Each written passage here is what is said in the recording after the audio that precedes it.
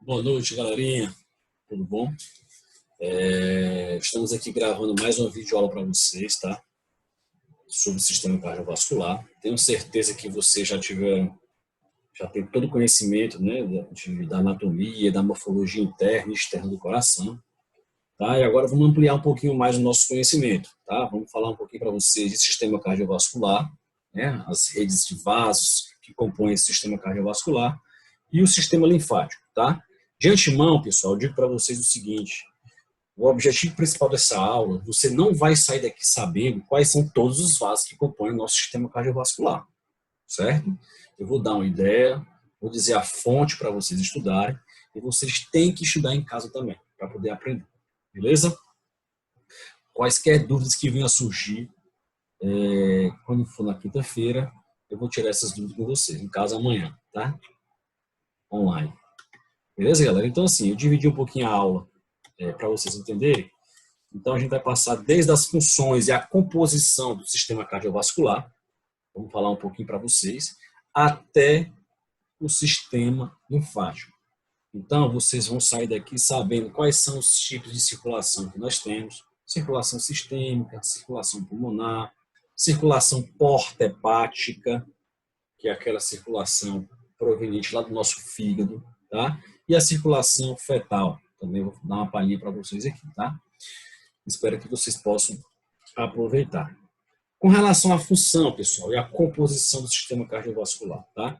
Quais são os principais componentes do sistema cardiovascular? Coração, que é o órgão responsável por bombear o sangue para os nossos tecidos, tá? O sistema cardiovascular também é formado por uma imensa rede complexa de vasos sanguíneos e o próprio sangue, tá? Então, esses são os componentes principais do sistema cardiovascular que a gente vai entender hoje. Beleza? Então, quais são as funções, pessoal? A principal função do nosso sistema cardiovascular: transporte de nutrientes, transporte de gases, regulação. A gente sabe que o sistema cardiovascular, nosso sistema circulatório, ele também vai regular, por exemplo, a nossa temperatura corporal, certo? Proteção. Por exemplo, sabe-se também que na medula óssea, né, ela é responsável pela produção de uma série de um número variados de células de defesa. Isso também vocês já viram mais aprofundado, tanto na fisiologia como na histologia, tá bom? Então, essas são as principais funções do nosso sistema cardiovascular. Com relação à anatomia dos vasos, galera, com relação à anatomia dos vasos, a gente já viu aqui, ó, por exemplo, que a artéria ela é mais calibrosa do que a veia, certo? A artéria, os vasos que compõem a artéria, são mais calibrosos do que as veias, tá? As veias, quando vocês viram lá na histologia, elas apresentam um lumen maior. Porém, a parede da veia é mais fina do que a parede arterial, certo? Isso é explicado por quê? Porque a musculatura lisa do tecido arterial, né, dos vasos arteriais, são mais espessas do que nas veias, tá? Uma coisa importante, ó, nessa imagem aqui vocês podem perceber que nas veias, já anotem aí, ó, vão existir válvulas, tá? Vão existir válvulas que impedem o quê? O refluxo desse sangue, tá? Já nas artérias, não existirão essas válvulas. Não existirão as válvulas nas artérias, tá? E aí eu vou explicar para vocês o que é que acontece quando tem um defeito nessa válvula, por exemplo, da veia, certo? Aí eu pergunto para vocês aqui, pessoal. Vocês estão vendo aqui 3 tipos de cortes de lesões vasculares, tá? Essa primeira aqui, onde você tem o sangue jorrando, ou seja, o sangue saindo com uma certa pressão, dependendo do vaso que você pega, essa pressão, essa quantidade de sangue é ainda maior, tá? Existe um sangue, que é o chamado de sangue capilar, onde é um sangue mais difuso, você não consegue ver de onde é que está saindo aquele sangramento. E existe o sangue, pessoal, onde ele não extravasa sob pressão, certo? Aí eu pergunto para vocês, esse tipo de hemorragia que vocês estão vendo é proveniente de um sangue arterial ou de um sangue venoso? Isso eu tenho certeza que vocês vão responder.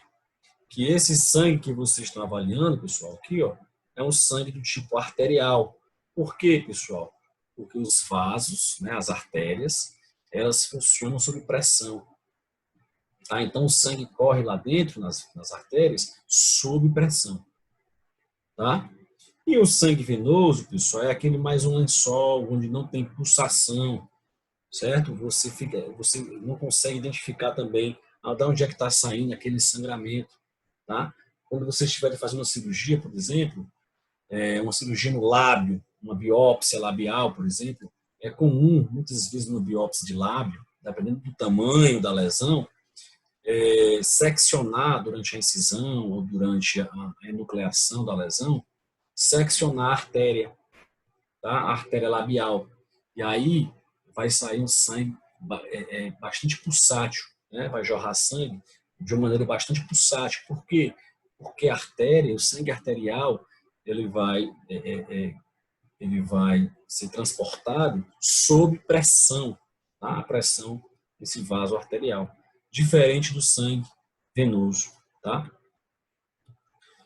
E aí, com relação à anatomia dos vasos, pessoal, sabe que os grandes vasos, né, aqueles vasos da base, artéria aorta, artéria pulmonar, por exemplo, são artérias de maiores calibres, né, são aquelas artérias maiores. E à medida que vai se distanciando do nosso corpo, ó, elas vão se transformando em artérias de médio calibre, de pequeno calibre, nas arteríolas, até chegar nos capilares. E aqui você não sabe mais identificar o que é veia e o que é artéria, certo? Então, nesses capilares, é justamente neles que vão haver as trocas gasosas, tá? Posteriormente, o sangue vai voltar ao coração através das vênulas, das veias de médio e curto calibre e nas veias mais calibrosas, né? Por exemplo, as veias cavas superior e veia cava inferior até chegar no coração. Tá? Então, isso aqui é um pouquinho da anatomia dos vasos que vocês já viram com muito mais propriedade na aula de histologia. Tá? Então, aquilo que eu mostrei para vocês, pessoal, isso aqui, ó, como é que funciona a circulação dentro de uma veia. Tá? Primeiro, a artéria, a gente já sabe que a artéria vai circular através da pressão arterial, certo? Na veia, pessoal, não vai ter pressão. Quando a gente for estudar fisiologia, vocês vão ver que existe um gráfico de pressão. Na veia não existe essa pressão, tá? A pressão é sempre aonde? Nos vasos arteriais. Professor, então como é que esse sangue vai circular na veia? Pessoal, o sangue, né, o sangue venoso, ele retorna ao coração. Para ele retornar ao coração, ele precisa da ajuda desses rapazes aqui, ó, que é justamente quem? Ó, são justamente os músculos esqueléticos. Então, olha a importância de você fazer uma atividade física, evitar ficar muito tempo parado. Né? Por quê? Porque você vai ter um retorno venoso muito melhor, né, em pacientes que não são sedentários, pacientes que fazem alguma atividade física. Você está trabalhando constantemente o músculo esquelético. Tá? Isso é importante tanto para a veia, como mais na frente a gente vai ver para o sistema linfático também. Ok? E aí, pessoal, quando tem alguma alteração dessas válvulas aqui das veias, pessoal, quando existe alguma alteração, algum distúrbio nas válvulas dessas veias, pode aparecer o quê? Ó? Certo? Que é o bicho-papão de muitas mulheres, tem mais em mulheres, mas também tem em homens, tá? Que são justamente o que? As varizes. Tá? E essas varizes podem acumular, ou então podem acumular um certo coágulo nessa região, pode formar coágulos, na verdade. E aí pode evoluir, por exemplo, com uma trombose venosa profunda, chamada de TVP, não sei se vocês já viram isso, tá? Em casos mais extremos, tá, pessoal? Em casos mais extremos. Então, assim, a importância da musculatura esquelética para o correto funcionamento do fluxo sanguíneo, né? Principalmente das veias. Então, na prova, se eu perguntar para vocês vocês vão me dizer que as veias, elas dependem da musculatura esquelética, né? Então, o sangue venoso depende da musculatura esquelética para poder trabalhar corretamente, tá? Aqui, pessoal, um exemplo para vocês de uma hemangioma, né? Uma lesão vascular que acontece, que é bem comum de acontecer, de vocês visualizarem, tá? Durante a clínica de vocês. Só para mostrar, ó, que isso aqui é hemangioma, são lesões vasculares. Isso, pessoal, a gente não faz biópsia, tá? É uma das contraindicações de fazer biópsia. O que é a biópsia? Tirar um fragmento dessa lesão e mandar para o laboratório para estudar. Por quê, pessoal? Se a gente for fazer uma biópsia nessa lesão aqui, do jeito que está aqui, vai ter uma hemorragia intensa esse paciente, tá? E aqui, só mostrando para vocês, a gente faz um exame com a placa de vidro, comprimindo, pressionando esse hemangioma, tá? Aí você pode notar que vai ficar isquêmico, tá? Esse aqui é um dos fatores que auxiliam no diagnóstico de hemangioma, tá? Isso aqui é só uma curiosidade para vocês, são lesões vasculares, que acontece, é muito comum acontecer nos lábios, principalmente lábio inferior, tá? Então, pessoal, vamos falar um pouquinho quais são os tipos de circulação. Vocês já me falaram na aula passada, na fisiologia, qual é o tipo de circulação sistêmica, tá? Não vou me ater muito à circulação sistêmica. Qual é o tipo de circulação pulmonar ou pequena circulação? E existe também, pessoal, a circulação coronária. Lembra que eu falei para vocês qual é o primeiro ramo qual é o primeiro vaso que vai se ramificar da artéria aorta? O primeiro vaso que vai se ramificar da artéria aorta é justamente a artéria coronária, pessoal. Ou seja, o coração ele não é responsável por bombear o sangue para todo o corpo. Só que antes de todo o corpo funcionar, ele mesmo tem que trabalhar, não tem não? Então vai ter que ter uma circulação só para ele, chamada de circulação coronária, tá? Onde vão existir artérias coronárias e veias coronárias. Beleza? Vamos falar um pouquinho da circulação porta-hepática do fígado e um pouquinho da circulação fetal também. Então vamos lá, pessoal. A grande circulação ou circulação sistêmica. Relembrando, aqui eu não vou me ater muito, tá? Como é que começa? O sangue vai sair do ventrículo esquerdo, tá? O sangue vai sair do ventrículo esquerdo, vai para todo o corpo, a artéria aorta, vai se ramificar em outros vasos de menor calibre, tá? E vai voltar ao coração através das veias cavas superior e veia cava inferior, certo? Então, o sangue vai sair do ventrículo esquerdo para a artéria aorta e da artéria aorta vai mandar sangue para todo o nosso corpo, certo?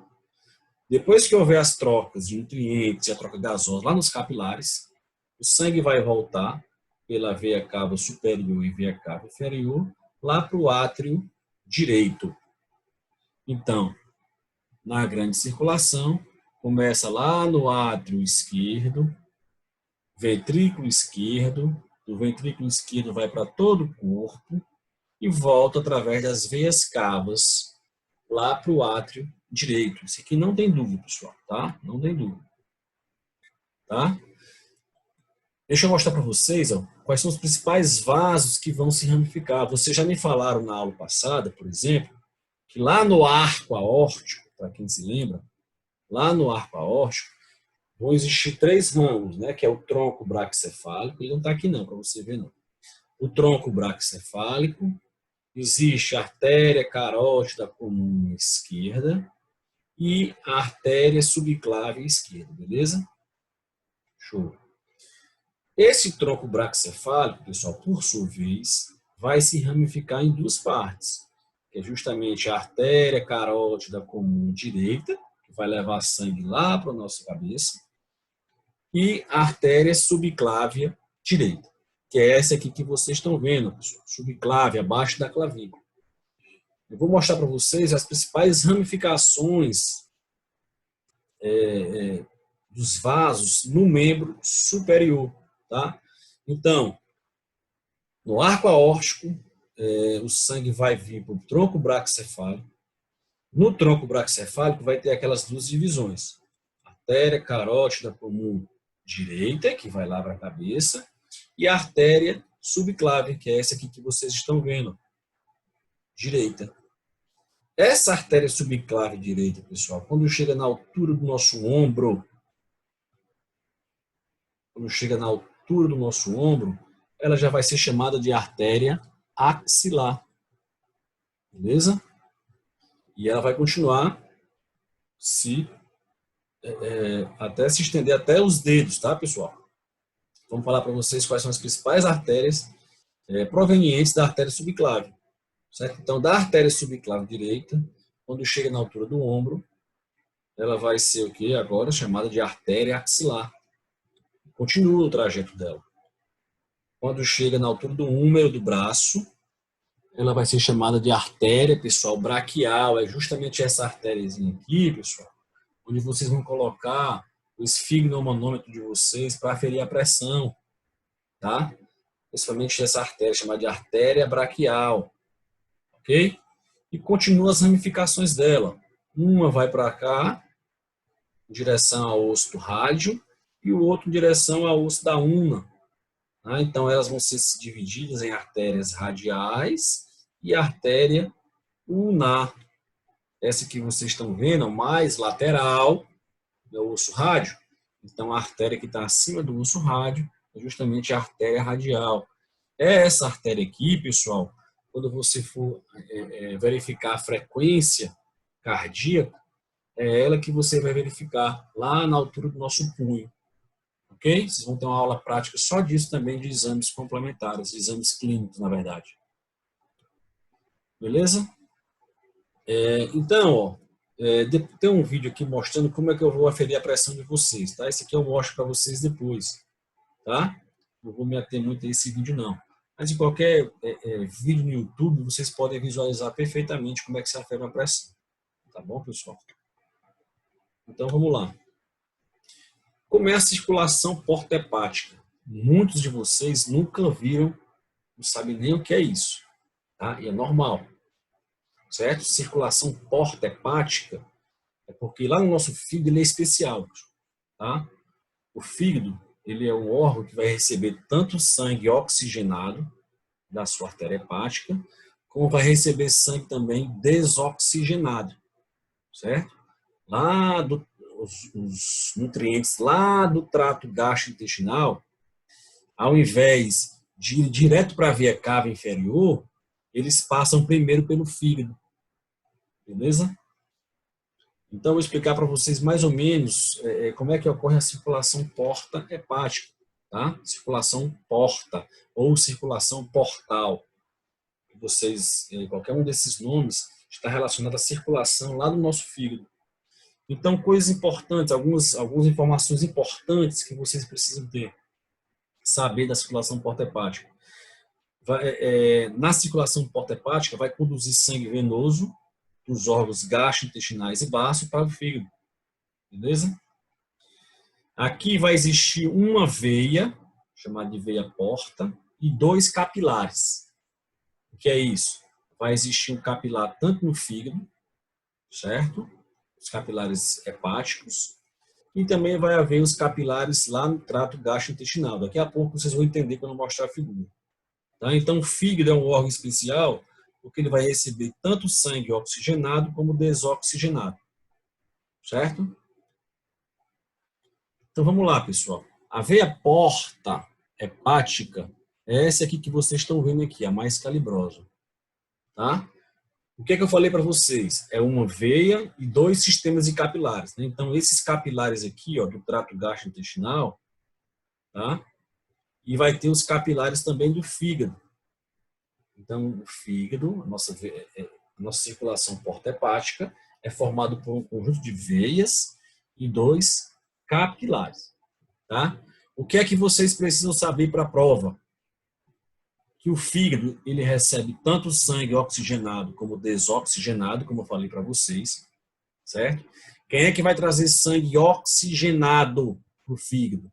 É justamente esse aqui, ó, tá em inglês, ó, artéria hepática própria do fígado, beleza?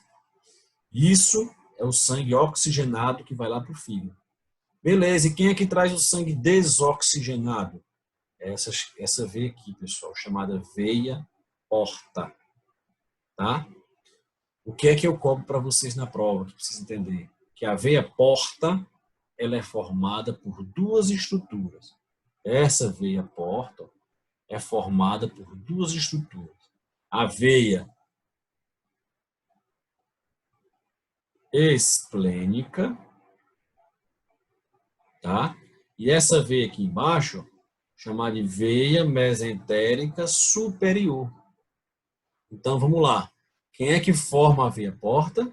Veia esplênica, que vai trazer os nutrientes lá do baço, tá? E a veia mesentérica superior, que vai trazer os nutrientes lá do intestino da gente. Beleza? Então, a veia porta é formada pela veia esplênica e veia mesentérica superior. Não esqueçam disso, tá? E aí, pessoal, o que é que acontece? Depois que o cara se alimentou, depois que você almoçou, jantou, o que é que vai acontecer? Lá no processo de digestão, depois que teve o processo de digestão, aqueles nutrientes, eles vão ser o que? Transportados através desses capilares. E normalmente é para chegar aonde? Na veia cava, para da veia cava e chegar até o coração. Certo? Normalmente é assim que acontece. Porém, pessoal, no fígado é diferente, ele é especial. Então, ao invés desses nutrientes irem direto do intestino ou do baço lá para a veia cava, que é essa aqui de cima, elas vão passar primeiramente pelo fígado. Tá? Vão passar primeiramente pelo fígado, onde vai ser metabolizado. Então, muitos nutrientes vão ser metabolizados no fígado. E aí sim, depois que passou pelo fígado, é que o sangue vai ser transportado para a veia cava inferior, até chegar ao coração. Beleza? Pessoal, e aí qual é o problema aqui? Quando o paciente tem cirrose hepática, geralmente, pessoal, pacientes que têm cirrose hepática, essa veia porta não funciona. Muitas vezes a gente diz que o paciente tem uma doença chamada hipertensão portal, ou hipertensão porta, certo? E aí essa veia porta, ela está obstruída, não está funcionando da maneira correta. Só que os nutrientes precisam continuar chegando para o coração, não precisa? Beleza, mas se já que aqui não está funcionando da maneira correta, que é esse amarelo, né? Vindo da veia porta, do fígado para a veia cava. Já que esses nutrientes não estão chegando direito nessa região, porque está com problema, pacientes cirróticos principalmente, o que é que vai acontecer? O organismo ele vai criar atalhos, ele vai criar alguns meios, chamados de circulações colaterais, que é esse aqui em vermelho, para fazer com que aquele sangue lá, aqueles nutrientes lá do intestino, elas continuem chegando ao coração. Já que eu não posso ir em direção ao fígado, que está comprometido, né, está todo fibrosado o fígado pelo problema que o paciente tem, o que acontece? O nosso organismo começa a criar outras circulações, chamadas de circulações colaterais. Vários vasos aqui, ó. Aqui eles chamam de varizes ou veias esofágicas. Tá? Para quê? Para aquele nutriente continuar chegando, ó, até a veia cava para poder chegar ao coração. Pessoal, e essas varizes esofágicas, muitas vezes podem romper, pessoal. Então, das consequências muito tristes para esses pacientes que apresentam cirrose hepática é justamente quando há um rompimento de uma dessas varizes, e aí pode ocasionar hemorragia, e muitas vezes é difícil de controlar. Lembra que eu falei para vocês que o sangue venoso é mais difícil de você visualizar onde é que está saindo aquele sangue, tá? Então, muitos pacientes podem vir a óbito através dessas varizes esofágicas, tá? Que são circulações colaterais, já que o fígado não está funcionando, tá? Então, aqui mostrando um exemplo para vocês, tá? De pacientes que cirróticos, tá? Apresentam ascite. Vocês vão ver lá na anatomia do sistema digestório um pouquinho mais do fígado, tá? Que é um órgão muito especial, muito complexo, tá? Na NP3 vocês vão ver com mais detalhes também a anatomia do fígado, tá? E esses pacientes que apresentam algumas alterações, ó, dentária, cáries, raízes residuais que precisam fazer extração e você tem que ter um cuidado, você tem que ter um conhecimento da anatomia, tá? Tanto da anatomia como da fisiopatologia desse paciente, né? O que é que esse paciente tem? Ele tem cirrose? Beleza. Então, quais são as consequências da cirrose? Você tem que estudar isso, tá? Vocês vão ver com muito mais detalhes essas informações lá no 8º semestre, pacientes na clínica de pacientes especiais, tá bom? E aí, para esses pacientes, tem que ter todo um cuidado, profilaxia antibiótica, para evitar a infecção.